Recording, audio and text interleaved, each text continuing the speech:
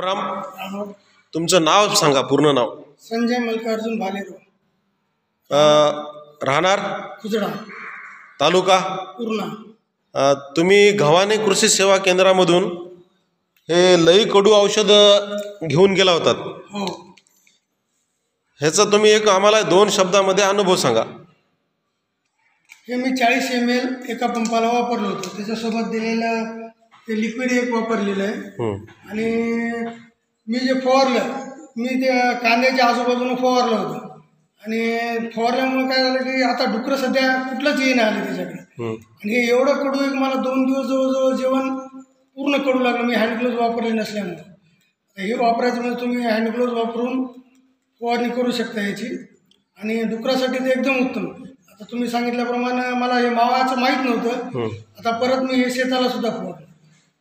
आता किती एकरला फवारलात ही बॉटल तुम्ही? आता मी जवळजवळ 20 गुंठ्यासाठी फवारलं होतं, फक्त प्रॅक्टिकल म्हणून.